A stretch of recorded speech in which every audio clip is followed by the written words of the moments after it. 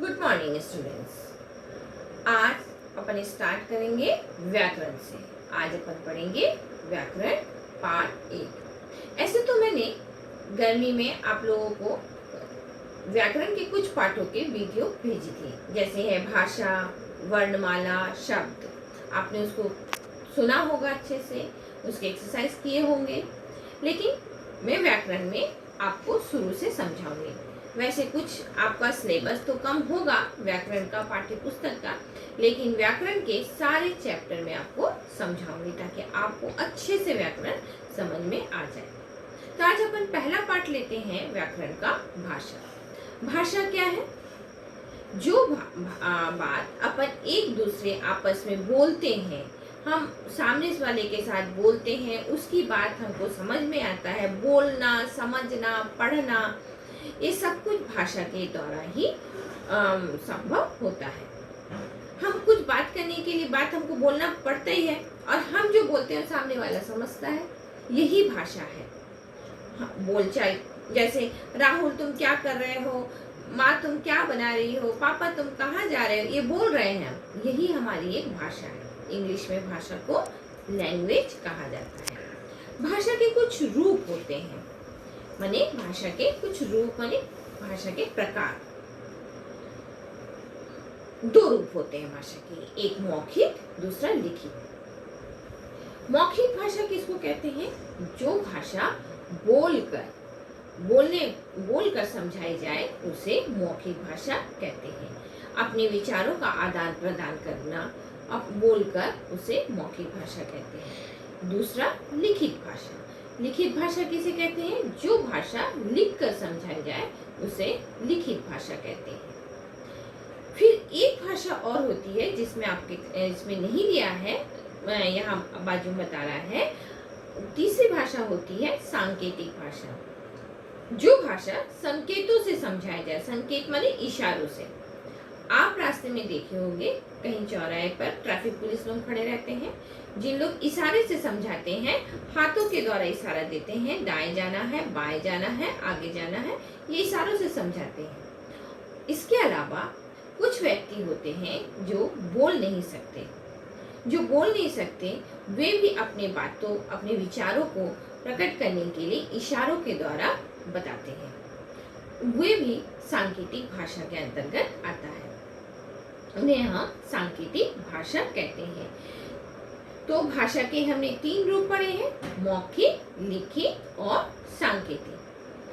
हमारे देश में कई भाषाएं हैं, कई भाषाओं का प्रचलित है, लेकिन अलग अलग राज्यों में अलग अलग भाषाएं भी बोली जाती है, जो इस प्रकार है। राज्य और भाषा, जैसे कश्मीर में कश्मीरी भाषा, पश्चिम बंगाल में बंगाली भाषा, असम में असमिया होता है, उड़ीसा में उड़िया होता है, गुजरात में गुजराती होता है, पंजाब में पंजाबी, केरल में मलयालम। अलग अलग राज्य में अलग अलग भाषाएं बोली जाती है। राष्ट्रीय भाषा, जिसको इंग्लिश में नेशनल लैंग्वेज कहते हैं। हमारे देश में अधिकांश राज्यों में हिंदी बोली जाती है, अतः हमारे देश में हिंदी को राष्ट्रीय भाषा का दर्जा दिया गया है। हमारे देश की सबसे प्राचीन भाषा कौन सी है? पता आप लोगों को? नहीं। हमारे देश की सबसे प्राचीन भाषा है संस्कृत।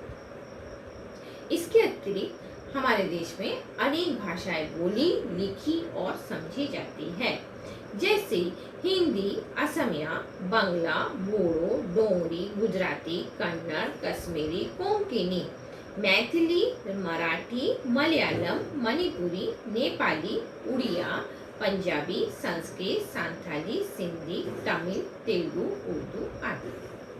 हमारे देश में कुल 22 भाषाओं को मान्यता दी गई है। 22 भाषाओं की मान्यता दी गई है। इसके अलावा भाषा के लिखने के ढंग को हम लिपि कहते हैं।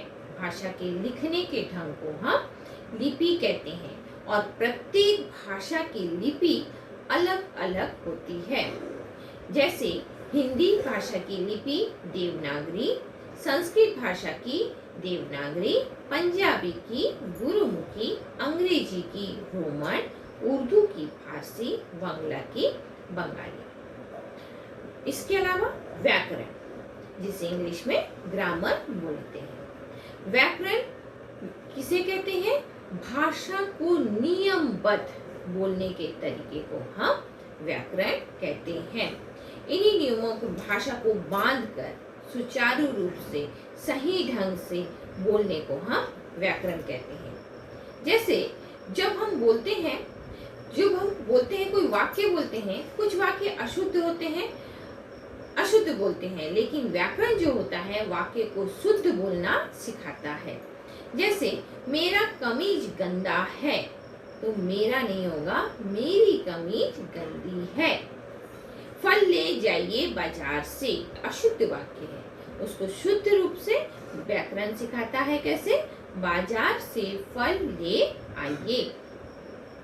व्याकरण हमारी भाषा में शुद्धता व व्यवस्था प्रदान करती है।